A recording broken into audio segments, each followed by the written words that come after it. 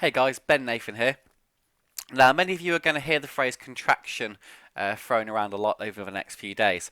Essentially, the Australian economy has entered a contraction phase. So I wanted to put together this very quick guide to enable you to understand what that means and what it means for the currency.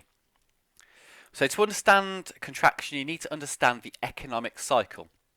Now, there's 4 different phases that comprise the economic business cycle, and the economy will move through them in a specific order. So the first cycle is expansion.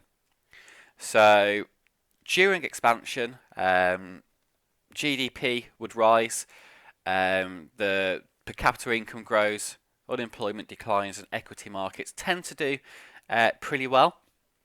Then the next phase will be peak, and during this peak phase, that's basically the end of the expansionary period. So that means you start to see a slowdown in that growth.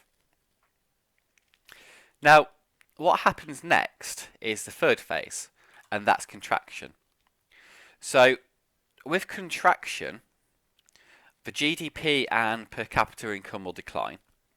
Unemployment starts to tick up a little bit, and the stock market tends to start a bit of a downward trend. Now, the key thing, or the key indication for economic contraction is the GDP. Now, when the GDP starts to reduce, that's a sign of contraction. So it's a slowing down and basically the opposite of economic growth.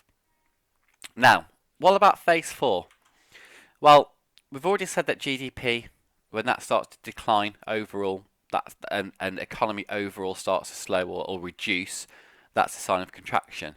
So when we have a second contraction, so when GDP contracts for 2 consecutive quarters, generally a recession is officially signalled, especially in countries like the USA. So that's then when we're in the trough phase.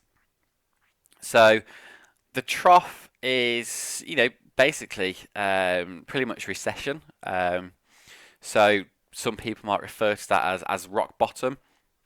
So it's when economy hits an ultimate low. So after the trough, that's when the cycle goes back to phase 1 and expansion, and things start to grow.